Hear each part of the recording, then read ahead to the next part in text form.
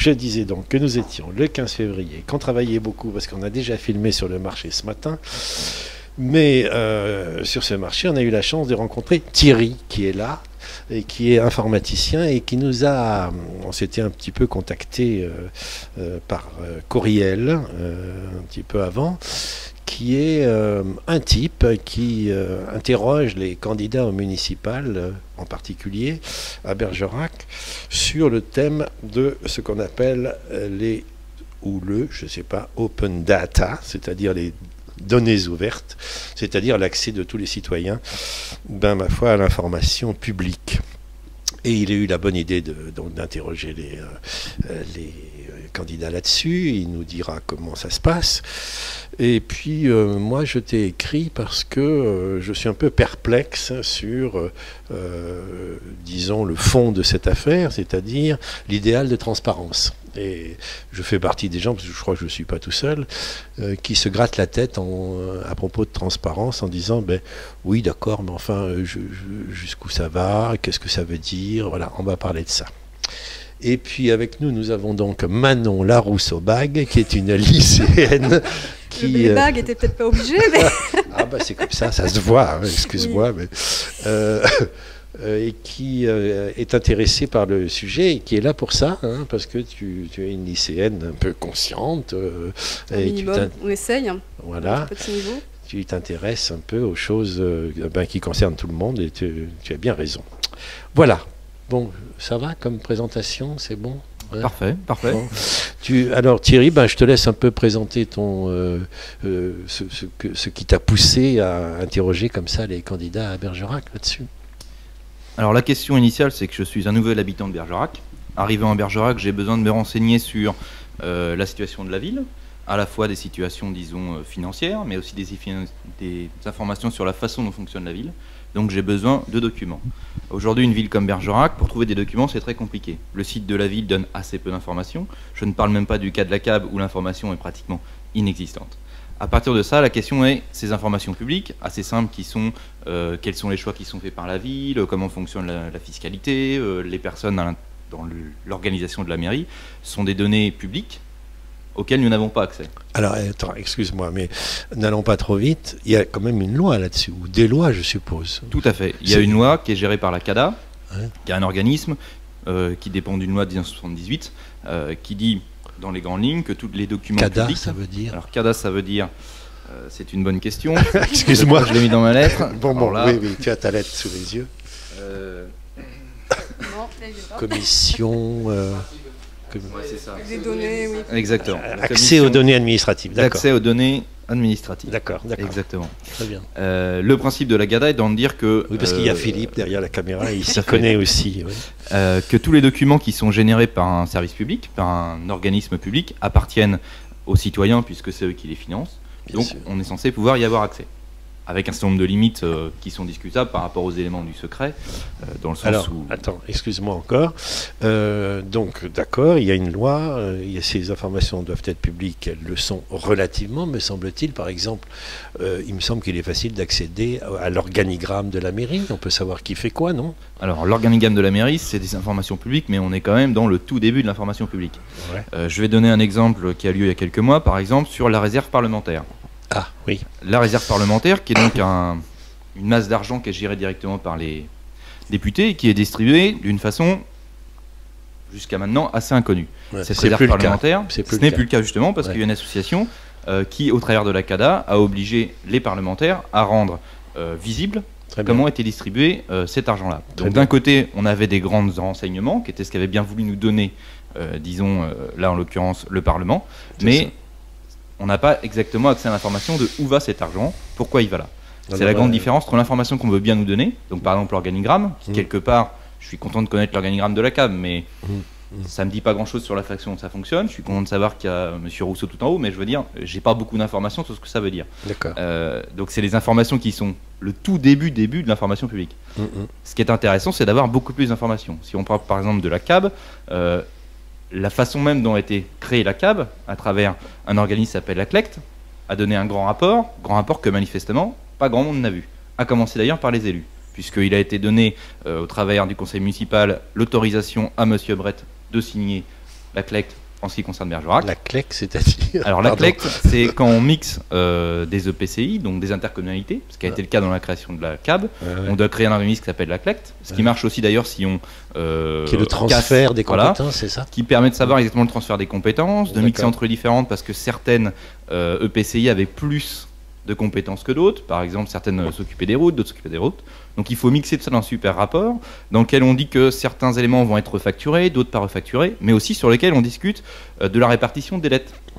Parce que chacune des trois entités qui a fait la CAB n'avait pas les mêmes dettes. Bien sûr. Donc théoriquement, on mixe les dettes, mais est-ce que certains ne vont pas se retrouver à payer la dette de l'autre? En l'occurrence, c'est un débat que j'ai cherché partout, je n'ai vu aucune information publique sur comment on a géré les dettes. Alors que Bergerac-Poupre était beaucoup plus endetté que les deux autres. D'accord.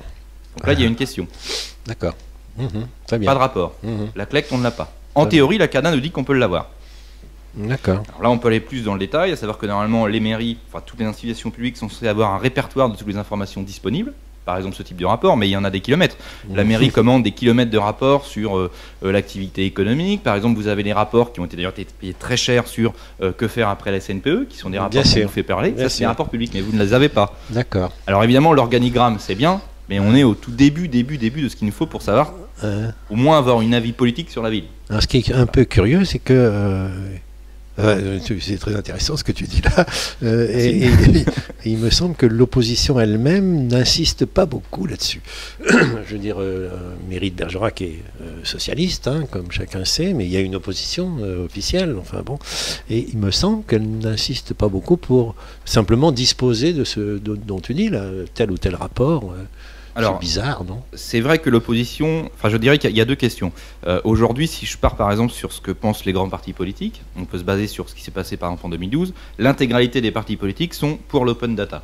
C'est un élément qui est très partagé, un petit peu d'ailleurs comme l'écologie. Personne ne va dire je suis pour des données fermées. Et le problème, c'est que même, je dirais qu'au niveau philosophique, il n'y a pas de raison d'être contre. Le problème maintenant, c'est une question culturelle. C'est-à-dire que l'opposition n'est pas forcément... pousse pas vers ça parce qu'il n'y a pas la culture, tout simplement. C'est-à-dire que c'est pas du tout dans la façon de fonctionner français, de récupérer l'information publique. Contrairement aux États-Unis. Tu penses que c'est un trait français, ça? Alors, je vais vous donner un exemple très simple. Aux États-Unis, il y a un truc qui s'appelle le Freedom Information Act, qui dit que tout élément public, on peut le récupérer.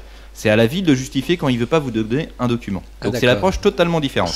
C'est l'inverse de chez nous. Voilà. Et je vais vous donner encore un autre exemple. J'ai été à la mairie il y a 3 semaines récupérer des documents concernant des associations, puisque les rapports des associations qui ont été subventionnés sont des documents publics qu'il faut aller chercher, qu'il faut demander. Ils ne sont pas disponibles directement sur le site. Et pour les avoir, franchement, on a dérangé. On y a été à deux, on a été pris de très haut parce que c'est vous. Parce que, je suis connu à la mairie, c'est vous. C'est-à-dire qu'on dérange en demandant les documents. On passe c'est un problème de tout culture. De suite pour un vilain petit canard. C'est-à-dire qu'on passe de la question très français d'un côté il y a la mairie, en gros, et après il y a nous. Sauf que normalement la mairie c'est nous. C'est nous, puisque c'est des informations que nous avons. On vous suit là-dessus. Manon, tu es d'accord là-dessus? Oui, je pense qu'effectivement il y a un problème qui est à la fois finalement politique et plus de mentalité. Du fait que de base, il n'y a pas finalement tant de citoyens que ça qui s'intéressent aux open data et au principe des données ouvertes. C'est pas quelque chose qui nous semble fondamental, contrairement effectivement aux exemples anglo-saxons. Je crois qu'en Angleterre, c'est aussi le même genre de situation qui se produit. Après, le problème, c'est ce qu'on en a finalement en France. Bon, est-ce qu'on s'en donne les moyens? Et puis, est-ce qu'on a les moyens? Parce que j'imagine que ça doit être quand même géré par des organismes spéciaux, une administration spécifique. Peut-être qu'il faut des données et des moyens financiers supplémentaires. Est-ce que vous avez des informations là-dessus? Attends, ta question c'est il faut être expert pour lire les trucs, c'est ça? Pas forcément, non pas dans le sens expert, mais dans le sens que j'imagine qu'il faut peut-être des postes supplémentaires pour s'occuper spécifiquement de l'ouverture des données, parce que ça doit peut-être avoir un certain coût ça prend du temps humain, de les... on n'a peut-être pas forcément tous les moyens d'accéder à l'administration et de savoir comment gérer un site. Tout à fait. Alors il y a effectivement forcément d'une façon ou d'une autre une question de moyens pour mettre à disposition. Je dirais qu'avant d'en aller jusqu'au fin fond de l'information à mettre à disposition, il y a déjà un tas d'informations très simples qui sont très très simples à mettre à disposition. Ce dont je viens de parler, par exemple, le rapport de la CLECT, il n'y a pas besoin d'avoir besoin de 10 informaticiens pour le mettre en ligne. Un autre élément qui est intéressant au niveau des données ouvertes... Tu es sûr de ça? C'est lisible? Après ça, la question, c'est est-ce que c'est compréhensible? C'est un second sujet. Okay. C'est important, mais je ne le mets pas dedans. Avant de savoir comment comprendre l'information qui est mise à disposition, il faut déjà la récupérer. C'est-à-dire que si on me donne... mais c'est aussi vrai d'ailleurs dans l'entreprise. Si je récupère un bilan d'entreprise, le bilan est disponible, c'est bien. Maintenant, il faut quand même le comprendre. Là, c'est un second sujet. Enfin, de mon point de vue, c'est un second sujet. En ce qui concerne la question du coût, avant même d'aller jusqu'à la mise à disposition de l'intégralité des informations, il y a déjà un élément très simple qui est de les mettre de façon ouverte. Si on prend par exemple aujourd'hui sur la mairie de Bergerac, les comptes rendus qui sont faits, qui sont des documents légaux, les comptes rendus qui sont faits par rapport au conseil municipal, une partie sont mis sous format PDF, qui est donc d'ailleurs un format fermé qui appartient à une société américaine, il ne faut pas l'oublier, et l'autre partie, c'est du PDF, mais du PDF facsimilé, c'est-à-dire qu'on ne peut même pas lire les informations. Donc ça, c'est déjà une forme de fermeture qui est volontaire, puisqu'aujourd'hui, je ne pense pas qu'à la mairie de Bergerac, ils tapent encore les rapports sur des machines à écrire. Donc ça, c'est une fermeture où, quelque part, pour fermer l'information, ça coûte plus cher et ça prend plus de temps que de la laisser simplement à disposition. Donc je pense que pour aller jusque vraiment dans le fin fond de l'information, si on veut par exemple tirer parti des informations géographiques que gère la ville, là effectivement il faut commencer à avoir besoin de quelques informations à travailler. Mais la base de l'information, disons simplement des informations financières, des informations d'organisation, des rapports qui sont simplement achetés. Quand la ville achète un rapport, il est donné en format numérique. Très bien. Normalement, ceux-là on peut très facilement les mettre à disposition. Oui. Ou de serveur, quoi, mais par rapport à une ville comme Bergerac, c'est pas. Oui, c'est pas. Bon, merci beaucoup. Hein, je crois qu'on te suit là-dessus. En tout cas. Oui, ça rassemble tout le monde. C'est un bon sujet, ça. En tout cas, Canal Pourpre serait tout à fait d'accord pour continuer à parler avec toi et à suivre cette affaire parce que ça nous va droit au cœur. Donc, c'est un peu pour ça aussi qu'on essaye de faire cette putain de télé malgré l'autoflagellation. Pas une télé de merde, je suis pas d'accord avec ça. Mais alors, bon, très bien. Est-ce qu'on peut continuer sur le plan local? Après, on parlera peut-être de choses plus générales, de discussions sur la transparence. Mais tu as eu des réponses? Enfin, tu dis que tu passes pour le vilain petit emmerdeur. Enfin, en gros, la mairie, en tout cas. Oui, c'est ça.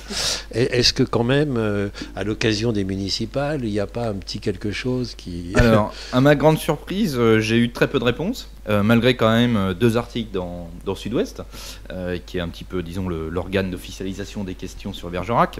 Enfin, en termes, mais disons qu'il y a un petit peu de ça quand même. Si vous passez dans Sud-Est, vous devriez avoir des réponses. Non, donc je n'ai eu que 3 réponses. 3 réponses, et je n'ai pas eu non plus de réponse officielle, puisque autant ma question était posée au candidat, autant elle était posée aussi officiellement à la mairie, au travers de la CADA, puisqu'il y a un certain nombre de normes que la CADA impose, que la mairie ne respecte pas. Très bien. En ce qui concerne la CADA, d'ailleurs, ce qui est intéressant, c'est que la CADA n'a pas de pouvoir de faire appliquer ses propres textes. Elle n'a pas de pouvoir de coercition. Exactement. C'est-à-dire, voilà, c'est le problème. C'est-à-dire qu'elle peut très bien dire à une mairie, ces documents-là, vous devez les donner. Mais ça ne peut pas aller plus loin. Bon, c'est un sujet qui a été posé intéressant en 2012. Comment donner les moyens à la CADA de faire ça? Bon, il y a un problème déjà financier, hein, comme la CNIL par exemple, puisque des éléments similaires. Ah oui, c'est ça. Tout à fait. Et puis le problème. Quelle est la raison de cette non-coercition? Est-ce que ce sont des raisons profondes, du genre il faut compter sur la bonne volonté, parce que sinon on ne peut pas obliger les gens à être libres. Enfin, alors, ouais, il y a plusieurs raisons. Déjà, il y a une raison historique, c'est que la loi initiale de la CADA date de 78, à une époque où la mise en ligne des informations existait encore. Donc il y a aussi la loi elle-même est un peu. Et le second élément, c'est que c'est compliqué d'imposer des choses à des mairies qui ne sont pas censées ne pas respecter la loi. Ça pose un problème dans la façon de penser français, un peu comme. Enfin, vous voyez, il y a un petit problème juridique là français qui est pas simple. Après, je suis pas un expert juridique. Il se trouve que dans les faits, la CADA sait pas faire respecter ces éléments. Puis l'élection est une sanctification. Donc, oui. Tout à fait. Alors il se trouve que normalement, depuis les dernières élections, que ce soit d'ailleurs la gauche ou la droite, disons en gros Sarkozy et Hollande avaient tous les deux proposé de mettre en œuvre des éléments de coercition à la CADA. Ce qui est intéressant quand même, c'est que le précédent gouvernement a fait beaucoup de choses pour l'open data et le gouvernement actuel semble en faire encore pas mal. Donc ce que je veux dire, c'est que quand on dit que c'est tous les partis, en fait c'est assez vrai. C'est dans l'air, quoi. C'est dans l'air, et aujourd'hui, pas plus la droite que la gauche ne met d'obstacle à faire ça. Après, il y a quand même un certain nombre de problèmes budgétaires qui sont notre sujet. Dis donc, alors c'est le cas pour tes 3 réponses, toutes ont été favorables, je suppose. Enfin, alors j'ai eu 2 réponses. Enfin, j'ai d'abord une première réponse par mail de Monsieur Frel, très positif sur déjà le fait qu'on respecte la loi de la CADA, et de l'autre part. Donc Frel, c'est les Verts. Les Verts, tout à fait. J'ai eu une réponse. Enfin, j'ai fait 1h30 de discussion avec Monsieur Garrigue sur le sujet, qui s'est montré très intéressé parce que ça se rapproche des questions de démocratie directe, questions qui participative en tout cas. Tout à fait, qui semblent appréciées. Et puis ensuite, j'ai eu une réponse de la liste Prendre Part, donc Monsieur Mallard, sur lequel j'ai eu plus de questions d'ailleurs sur lequel il faudrait discuter. Voilà, qui m'a semblé un petit peu dangereuse dans la réponse, mais qui devrait être, disons, approfondie. Par contre, les autres, rien. Rien. J'ai eu ce matin, j'ai reposé la Le question. PS, la mairie, rien. Non. Alors autant, pour être franc, je m'attendais pas forcément à avoir une réponse directe, disons, de Monsieur Dubois. Autant ça, c'est je le Front National. m'attendais, tout à fait. C'est vrai que c'est pas forcément ceux qui sont le plus en pointe sur ce débat-là, donc je m'attendais pas forcément à avoir une réponse. Par contre, je m'attendais à avoir une réponse quand même du PS, dans le sens où c'est quelque chose qu'ils ont toujours défendu et qui semble aller quand même dans l'idée, disons qu'on pourrait supposer de la gauche, disons. Grand terme, quoi. Et non, j'ai pas eu de réponse. Et je peux même vous dire que quand j'ai été à la mairie, j'ai été reçu par le directeur du cabinet du maire, qui m'a pris de très haut sur le fait que c'est vous. J'étais pas tout seul, d'ailleurs, j'étais avec une journaliste, donc on a été pris de très haut parce qu'on a posé des questions qui dérangeaient.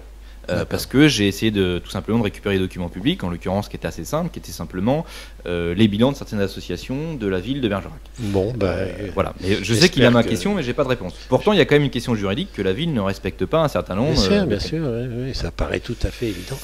J'espère qu'ils s'excuseront un petit peu quand même, parce que c'est vraiment pas bien de leur part. Oui, surtout en période électorale. Oui, c'est nul. Oui, non, c'est un peu idiot. Alors, bon, on peut maintenant passer, si tu veux bien, à des histoires de fond, comme on dit. Moi, je reviens à mon objection qui est... Je suis entièrement d'accord avec tout ce que tu dis. Ça, c'est très bien. Vive la loi. J'espère qu'elle s'améliorera encore. Mais donc, il y a ce problème, c'est de la transparence ou de la démocratie directe. Pour moi, c'est un peu la même chose. Ça me paraît reposer sur un malentendu ou sur quelque chose, malentendu au sens strict. J'entends mal, quoi, ce truc. C'est... Tu sais que nous vivons dans un monde où nous sommes bombardés d'informations.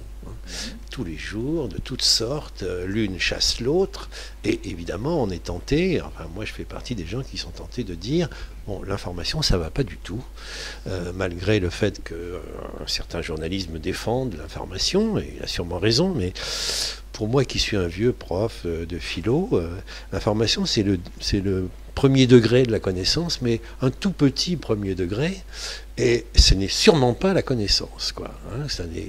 Donc finalement, je vais grossir un peu le trait, je vais dire, mais au fond, on disposerait de toutes les informations que tu voudras, nous ne serons pas plus savants pour autant. Qu'est-ce que tu crois, qu'est-ce que tu penses de ça ? Oui, alors là, c'est large comme sujet. Oui, non, mais excuse-moi, mais c'est le sens. Alors, bon, moi, je vais donner une petite métaphore de la façon dont je vois la question de la transparence. Aujourd'hui, si je prends par exemple une mairie, enfin, c'est assez vrai à Bergerac d'ailleurs, c'est une espèce de forteresse dont le citoyen sait assez peu ce qui se passe dedans. Si on veut savoir ce qui se passe dedans, on peut se baser sur les informations qui sont fournies par ceux qui le dirigent, donc en l'occurrence ceux qui ont la mandature actuelle, et les informations sont fournies de la façon dont il leur plaît. Après, il y a une autre façon de les récupérer, qui est, disons, la façon un petit peu du journalisme d'investigation, qui, entre guillemets, vole un petit peu des informations. C'est à eux que je pensais. Voilà, la caricature, je dirais, étant bien entendu de l'information, ce sont le canard enchaîné qui essaye de récupérer, enfin c'est une caricature parce que c'est pas les seuls, mais qui essaye de récupérer de l'information. Aujourd'hui, l'idée de la donnée ouverte, c'est de dire, on va totalement rendre transparent ce qui se passe à l'intérieur du château. Rendre transparent en mettant des vitres partout.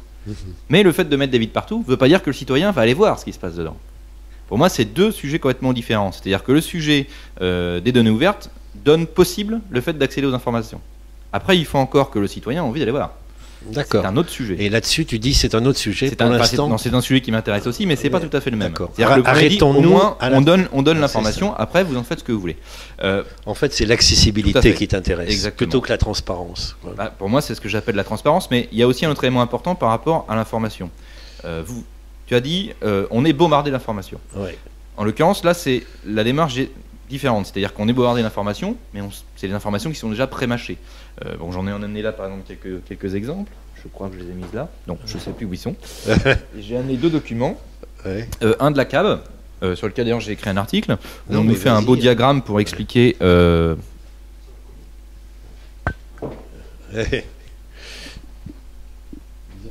non, je les ai à côté de moi. Voilà. J'ai amené là deux documents.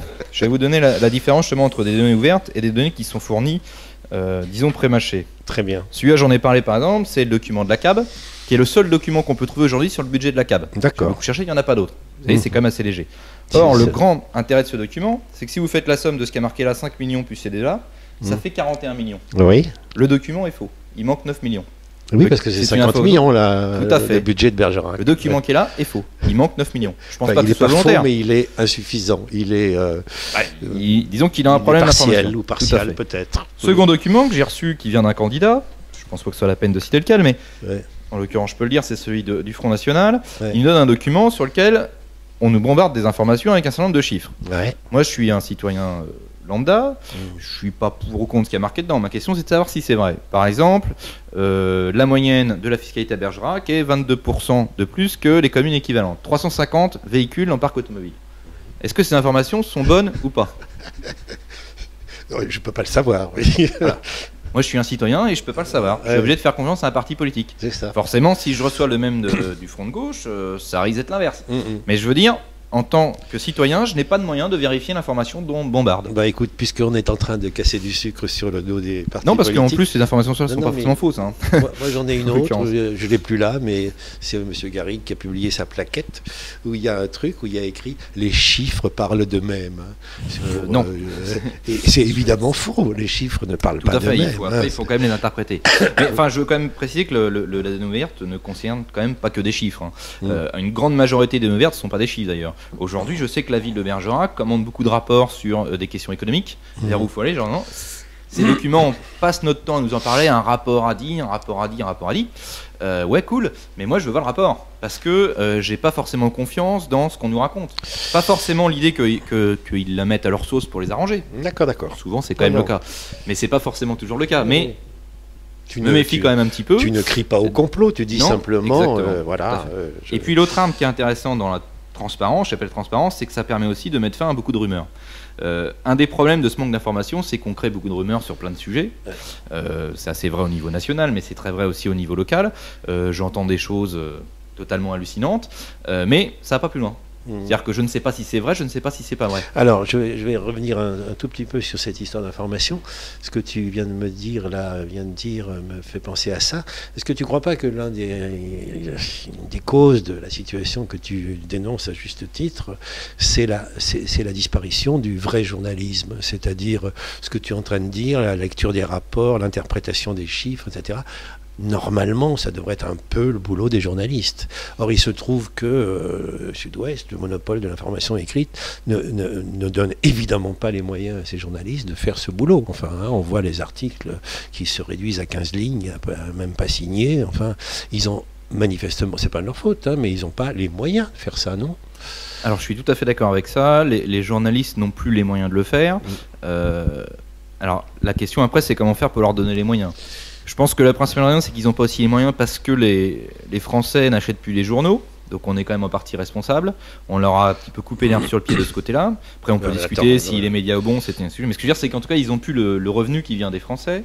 Le second élément, c'est que si le revenu vient directement ou indirectement des pouvoirs publics, ce qui est un petit peu le cas aujourd'hui, notre presse étant quand même très sponsorisée, tout de suite, moi je me pose la question, ils vont avoir quand même du mal à aller contre les élus qui leur donnent de l'argent. Bien sûr. Ce que je veux dire, c'est que, surtout qu'en plus, quand ça change de bord, on ne peut pas non plus d'un seul coup aller donner des rapports qui vont aller contre une liste, si c'est le... Voilà, donc il y a quand même aussi après un petit peu un problème de liberté. Il y a un problème qui est encore, je pense, amplifié dans le sens où il y a quand même des relations, disons, très proches entre le pouvoir politique français et les médias. Bon, c'est une question nationale. Alors, mais je veux dire, ça n'aide pas non plus à croire la presse. Là, on touche un énorme problème, c'est la concentration de la presse entre les mains des marchands de canons et de béton, et de la mode, et des marchands de guerre. La concentration capitalistique, et c'est la création d'un tiers secteur de la presse. Il faudrait parler d'Acrimed qui se bat là-dessus depuis longtemps, un tiers secteur non lucratif. Alors quand tu dis j'ai un peu peur d'une presse subventionnée parce qu'elle risque d'être à la merci des élus, Non, enfin s'il s'agit d'une sorte de sécurité sociale, ils ne seront pas à la botte des élus, ils seront simplement à la botte de la démocratie française, mais ça c'est plutôt pas mal qu'on ait une presse non lucrative et qui soit à peu près blanche, quoi, enfin à peu près correcte, quoi. Bon, mais c'est vrai que c'est une toute autre affaire là-dessus. Enfin, je coupe rapidement sur le domaine de l'open data. Aujourd'hui, il y a les grands journaux qui mettent en place des postes spécifiques pour l'utilisation de ces données ouvertes. C'est très vrai en Angleterre, mais en France, on commence à y arriver. C'est tout le domaine notamment de ce qu'on appelle le fact-checking, c'est-à-dire qu'il y a des journalistes dont le seul but est de récupérer les informations, parce que l'État français met quand même beaucoup d'informations ouvertes à disposition, et qui permet simplement de contrôler l'information qui est donnée par les différents partis politiques. D'ailleurs, assez souvent en temps réel. Je reviens par exemple sur le débat entre M. Sarkozy et M. Hollande lors de l'élection, où un chiffre avait été donné. L'un disait 19% de l'énergie en France, c'est le nucléaire, et l'autre disait 70%. Donc là, c'est des informations publiques qui sont disponibles, et là, il y a des journalistes qui font du fact-checking, qui répondent à ça. Donc c'est déjà une... Bon, en l'occurrence, sur ce coup-là, ils ont tous les deux raison, c'est juste qu'ils ne parlaient pas de la même chose. Oui, c'est ça. Oui, tous les jours, d'ailleurs, on voit dans la presse, quand on cherche bien, encore une fois, effectivement, on peut trouver des trucs, il y a des dénonciations de chiffres. Hein. Je crois que c'est sur Arte, sur les journaux, il y a tous les jours ou presque un truc qui dit Monsieur Machin a dit une connerie. Mais c'est vrai que ça continue. C'est un peu ça que je voulais dire avec le bombardement d'informations, c'est que c'est fait à une telle vitesse et ça représente une telle masse de choses qu'à la limite, ça fait rien. On peut toujours mentir, on peut toujours dire des conneries, ça sera dénoncé demain, mais peu importe, il y aura un autre mensonge après-demain. Enfin, alors là l'approche que je différencie un petit peu, c'est-à-dire que le grand intérêt des données ouvertes, c'est que les données sont disponibles, elles sont là. La différence entre la formation qui nous arrive, c'est que les données ouvertes, si on veut étudier un dossier, on va chercher l'information. Moi, je me suis intéressé par exemple à la question du financement de la CAB. Donc, j'aurais pu suivre simplement l'information qu'on m'aurait bombardé, du genre tout va bien ou tout va mal. Enfin, parce que souvent, il faut quand même caricaturer pour faire du spectacle. Enfin, c'est la société du spectacle, pour citer un auteur assez connu. Alors là, l'idée, c'est plutôt de faire l'inverse. Si je veux m'intéresser à la structure de la CAB, je vais chercher les documents sur la CAB. Enfin, en l'occurrence, là, je ne peux pas le faire parce qu'il n'y en a pas, mais je cherche à aller chercher les documents sur la CAB et je me renseigne avec mon analyse, avec une grille qui, disons, entre guillemets, n'est pas pervertie par du spectacle. Voilà. Comme j'ai dit tout à l'heure, moi, je n'ai pas la télé. Je regarde juste Canal Pourpre, mais je n'ai pas la télé. Qui n'est pas une télé. Et donc, du coup, je ne suis pas subi dans ce bombardement. Je ne suis pas dans le spectacle permanent qu'on essaie de nous faire voir. Donc, quand je cherche une information sur quelque chose, je prends le dossier à la base, je lis élément par élément. Alors, justement, mais j'ai du mal à avoir l'information. Un truc à ce propos, comment t'assures-tu de ne pas travailler dans ton petit coin sombre de vilain petit canard? Comment t'assures-tu d'une certaine publicité de ton boulot, enfin de ce... C'est pas un travail, de cette mission peut-être, je sais pas. Enfin, moi, au démarrage, je suis pas là pour faire de la publicité autour du travail. Moi, mon idée, quand je suis arrivé là et que j'ai commencé à discuter sur cette question-là au niveau de Bergerac, c'était simplement de me faire une idée sur pour qui voter. Donc un problème déjà de moi-même d'avoir des informations pour juger et pas être sur tout ce qu'on me disait. Tu essayes de rationaliser tes choix. On peut voter pour personne, quoi. Hein. C'est un peu ça souvent. Donc j'ai essayé d'avoir des idées pour me dire un élément qui est très simple. Souvent, si je prends par exemple la fiscalité, qui est une question souvent mise en avant sur la taxe d'habitation, pourquoi est-ce qu'on en paye aussi cher? Pourquoi? Il y a tout un tas de raisons. Or, si j'écoute l'analyse, disons, très succincte qui est faite par les médias, bon, en gros, je paye trop, quoi. Hein. Voilà. Enfin, non, mais c'est ça. Si j'écoute ce qu'on dit, c'est ça. Ce que dit derrière certains partis. Il y en a d'autres qui me disent ah bah non, c'est normal, c'est pour la sécurité. Ok, mais bon. Voilà. Moi, ce qui m'intéresse, c'est d'étudier pourquoi. Quels sont les éléments? Pourquoi est-ce qu'il se trouve que certains à Bergerac payent beaucoup? Pourquoi d'autres payent pas beaucoup? Et c'est intéressant, c'est qu'on s'aperçoit oui, certaines classes payent beaucoup, d'autres classes payent pas beaucoup parce que Bergerac a fait des choix sociaux très poussés. Et ce qui m'intéresse aussi, c'est qui a fait ces choix-là. En l'occurrence, c'est la mandature actuelle l'a prolongé, mais la mandature l'avant le faisait déjà. Donc c'est une constante de Bergerac. Bergerac a une politique très sociale. Voilà. Mais dans les journaux, on ne dira pas ça parce que c'est pas spectaculaire, quoi. Ce qui est un petit peu dommage pour mettre en avant la donnée verte, c'est qu'elle n'est pas spectaculaire en fait. Ça, c'est sûr, elle est un peu lourde, quoi. Elle n'est pas spectaculaire. C'est même à ce point que souvent les élus ne savent même pas, ne semblent même pas vouloir profiter entre guillemets des bonnes choses qu'ils font, c'est-à-dire de faire de la bonne pub, quoi. Hein. À force de langue de bois, on finit par cacher les bonnes choses et puis. C'est exactement ça. Sur l'histoire des choix très sociaux qui sont faits au niveau de la taxe d'habitation, j'avoue que je ne comprends pas pourquoi est-ce que Monsieur Rousseau le met pas en avant dans le sens où, et puis d'ailleurs Monsieur Garrigue, puisque c'est lui qui avait commencé cette politique-là, pourquoi ne pas le mettre en avant ça, il a dû le faire, mais bon, peut-être pas assez. Non, parce qu'on préfère aller sur les quelques points où on n'est pas d'accord pour faire du clivage. Ce qui est assez vrai d'ailleurs au niveau de la politique nationale en ce moment. On fait du clivage sur des points pour dire non, lui, il est différent de moi, c'est pas pareil. Les données étant quand même assez neutres, elles ne parlent pas vraiment en fait. Donc ça nous permet quand même de voir tous les points communs et de travailler dans l'autre sens. Voilà. C'est ma démarche. Juste un petit mot sur la publicité du travail. J'entends bien la publicisation de ce que tu fais. Hein. Donc tu as un blog là-dessus. C'est la seule. C'est ce qui correspond le mieux à cette publicisation. Tout à fait. J'ai fait un blog. L'idée initiale du blog était de présenter un certain nombre d'idées sur Bergerac pour quelqu'un qui vient de l'extérieur, et puis d'une certaine façon de mettre une petite pression publique sur les futurs candidats et puis les élus actuels pour se prononcer sérieusement en termes de l'open data. C'était aussi un élément, puisque je sais que j'irai pas juridiquement puisque la CADA pourra pas le faire, bon, j'ai pas que ça à faire que de faire des procès. Oui, d'accord. Donc tu veux pas t'inscrire à la liste, prendre part de notre président? Non, je pense. Ah bon? Enfin, je faudrait qu'on discute, mais je pense qu'on n'est pas d'accord sur beaucoup d'éléments. Ah bon, d'accord.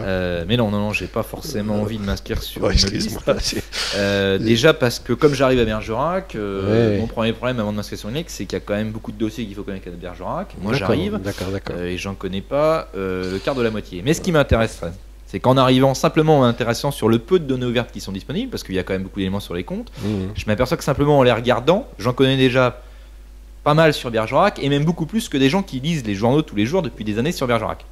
Et c'est pour ça où je dis que il y a un côté bien plus intéressant dans la transparence des données ouvertes, parce qu'en allant avoir quelques données, on enlève tout de suite tout le côté spectacle qui fait vivre aujourd'hui quand même la presse.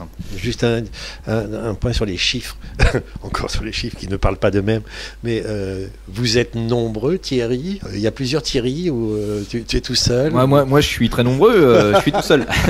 Voilà, pour citer ce que disait Süddeutsche, je suis à la limite de la croisade. Ah oui, c'est ça. Pour l'instant, c'est comme ça. Tout à fait. Mais, la première raison, on est nombreux en France. C'est-à-dire que dans le domaine open data, c'est quand même un mouvement qui est important en France. Certaines villes sont même très avancées là-dedans. Les deux grands exemples étant Rennes et Paris, qui sont deux villes qui ont fait un grand programme. L'État français d'ailleurs est très avancé aussi là-dessus. Pas assez à mon goût, mais très avancé. Avec quelques questions très techniques qu'il faudrait discuter, notamment sur la notion des licences, comment sont mis à disposition les données ouvertes, mais c'est sujet un peu plus technique.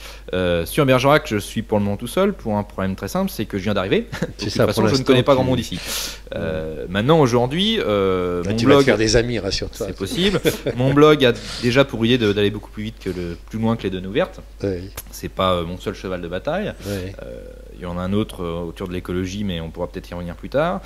Et d'autre part, aujourd'hui, s'il y a des gens qui sont intéressés par essayer de mettre un peu de pression sur la mairie pour avoir ces informations, c'est déjà un bon plan. Après, il y aura la seconde étape, une fois qu'on arrive à récupérer les informations, qui est d'organiser des associations qui ont envie d'en faire quelque chose dans plein de domaines.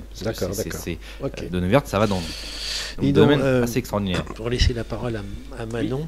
C'est vrai. Là, on n'est pas dans la parité. Non, on a l'habitude. En fait, la grosse question que je me pose, c'est est-ce que finalement l'histoire des données ouvertes, c'est bien mignon, mais est-ce que c'est pas édulcorer le problème de la presse et de manière générale de la gestion de l'information? Est-ce qu'on n'est pas en train de déplacer un débat donc national et local sur le thème de la presse, sur comment on gère les informations, comment on les traite, comment on les diffuse, sur le système des open data, en disant finalement tout serait si simple si chaque citoyen pouvait accéder directement à ces données sans passer par la presse? Est-ce que c'est pas un risque finalement de faire une scission entre les deux? Tu veux dire la suppression de la presse? Oui, ou à terme, est-ce que c'est pas ce qu'on peut craindre? Parce que si la presse n'évolue pas de son côté et que tout passe par la gestion des open data, idée que je trouve très louable, c'est pas la question, mais est-ce que finalement cette histoire d'open data, donc de ce que vous faites, devrait pas être reliée directement à la presse? Parce que là, on a un peu la pression, c'est le fait que c'est nouveau, que vous venez d'arriver, c'est pas votre cas que je cite en particulier, mais de manière générale, que c'est deux mondes à part qui ne se coordinent pas, qui ne fonctionnent pas ensemble, et qu'on est un petit peu avec l'open data justement en blocus, en opposition avec le système de la presse qui ne convient pas à grand monde, surtout justement aux citoyens réellement engagés, sans vouloir dénigrer les autres.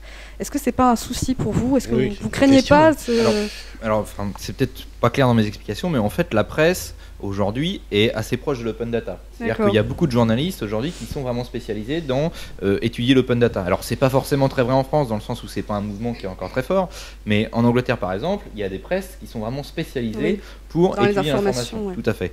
C'est-à-dire qu'ils arrivent, parce qu'ils ont des moyens un petit peu supplémentaires, à faire des recherches dans les informations qui sont mises à disposition. Voilà, donc aujourd'hui la presse est directement liée à ça et a un intérêt direct à pouvoir tout simplement faire plus facilement le travail qu'ils faisaient avant. C'est-à-dire qu'avant, quand il fallait passer 3 semaines pour récupérer les informations, je vais prendre un cas très simple, par exemple, si je veux comparer les impôts locaux entre Périgueux et Bergerac. Avant les open data, parce qu'il faut savoir que ces informations-là sont mises à disposition sur le site du ministère des Finances, sur le site de Bercy. Aujourd'hui, pour travailler à ça, il faut juste aller sur le site, récupérer les informations, comparer. Donc les informations sont disponibles. Donc un journaliste qui veut travailler là-dessus, en 2-3 moments, il peut faire ça et aller beaucoup plus loin. Avant, le journaliste pouvait aussi le faire, mais il lui fallait 2 semaines pour écrire à la mairie, jouer les informations. Donc le journalisme a un intérêt direct à faire, et il le sait bien. Aujourd'hui, la question d'open data, au niveau des formations journalistes, elle est directement intégrée. Ils en parlent dès le début, parce que pour eux, c'est une source d'information très intéressante. Maintenant, ce qui est intéressant, c'est que ça ne va pas contre le journalisme, mais ça permet aussi au citoyen lambda lui-même d'aller faire sa propre enquête, ses propres informations. Donc les deux vont de pair. Je dirais que l'argument qui est de dire que c'est pour dire le citoyen va faire le boulot à la place de la presse, moi c'est la première fois que je l'entends, mais je le comprends assez dans l'idée où on pourrait supposer que c'est une histoire de faire d'économie pour ruiner la presse, mais ouais, ça peut être un danger. Plus qu'un problème économique, pour moi c'est plus un problème à la rigueur d'éthique, dans le sens où, comme la presse vit des mauvais jours à l'heure actuelle, est-ce que ça ne contribuerait pas à donner une image négative de la presse en général, des journalistes, parce qu'on sait que souvent on a tendance à englober les deux en disant tenez, vu qu'ils font pas leur taf, on vous donne carrément les open data, parce que là, pour ce qui est économique, c'est simple à gérer, mais pour ce qui est social, par exemple, quand on tape dans l'INSEE, on fait comment? Est-ce qu'on peut dire que les classements INSEE, on en parlait ce matin, est-ce qu'on peut dire que les classements INSEE sont des classements parfaitement objectifs? Quand on voit par exemple la tête des CSP, c'est ce que j'étudie en cours, dans la catégorie socio-professionnelle pour les intimes. Est-ce que par exemple, pour ce qui est économique, pour les budgets, même encore sur les budgets, on pourrait revenir sur le côté technique qui fait que personnellement, j'ai jamais rien compris au budget. Comment on fait justement? Parce que voilà, c'est open data, comme vous dites, c'est bien, ça donne de l'information, chacun est libre d'en faire ce qu'il en veut, ça, je suis parfaitement d'accord avec vous, mais justement pour ceux qui ont envie de comprendre, qu'est-ce que vous proposez à ces gens-là? C'est à la presse de s'en occuper? Est-ce que vous comptez, est-ce que la gestion des open data compte aider aussi à cette diffusion de cette information-là? Parce que finalement, c'est notre forme d'information, d'où la différence que vous faisiez tout à l'heure entre information et connaissance. Tout à fait. Alors, là, moi, le premier sujet, déjà, c'est la mise à disposition des informations. Après, une fois qu'on les a, il y a 2 éléments. Oui. Comment on les traite. Et là, la presse a un rôle très important à jouer, et je pense qu'elle l'a bien compris et qu'elle commence à le jouer. Donc là-dessus, pour moi, la presse n'a que à y gagner dans ce type de situation, parce que de toute façon, il est évident que même dans le monde rêvé où l'éducation est super, tous les Français ne vont pas comprendre la lecture du rapport de la CLEC. On est bien d'accord, parce que c'est pas simple, quoi. Alors, tu ne condamnes pas du tout la presse comme non, pas du tout, média, comme médium. Non, pas du tout. Le second élément qui est sur la compréhension de ces informations. Effectivement, une partie des informations sont quand même très techniques. Je prends par exemple le budget simplement du numérique qui est formalisé selon une norme qui s'appelle la M14, qui est une norme passionnante, comme toutes les normes administratives. Au passage, ce qui est intéressant, c'est que si je cite ce que disait M. Frel et plein d'autres, je pense que la plupart des élus eux-mêmes n'ont pas une grande formation au niveau de la M14. Là, je dirais que moi, là-dessus, je suis sur une approche un petit peu plus volontariste. L'open data n'est pas prévu. Enfin, c'est pas le rôle de l'open data d'expliquer aux gens comment faire. Par contre, c'est important de le faire. C'est important qu'il y ait des associations ou disons de l'éducation civique qui expliquent aux gens comment comprendre les informations. Là, moi, je dirais que c'est différent. L'intérêt des normes qu'on a en France, c'est qu'elles sont quand même, en l'occurrence, très normalisées et assez neutres. Si je prends la M14, qui est une norme administrative, c'est très roboratif, c'est pas du tout orienté. C'est assez. Après, la question. C'est comme Canal Pourpre. C'est très roboratif et pas orienté. Après. effectivement, si vous voulez comprendre quelque chose dans le budget en détail, il faut aller lire l'intégralité de la norme N14 pour savoir comment ça se passe. Là, je dirais que là, on arrive pour moi à, si on veut être un citoyen, à un moment, il faut quand même vouloir envie de comprendre un minimum. C'est ça. C'est-à-dire Après que tout, c'est notre affaire. de ce côté-là, je dirais qu'il y a un élément qui est un petit peu similaire avec la consommation. Si vous voulez bien consommer, il faut quand même comprendre à un moment ou un autre ce qu'il y a derrière, tous les codes qu'on nous met, les voilà. Oui. Pour moi, il y a un élément qui est pareil. C'est-à-dire qu'il faut quand même un minimum avoir envie de travailler sur le fait de comprendre. Ok. Bon.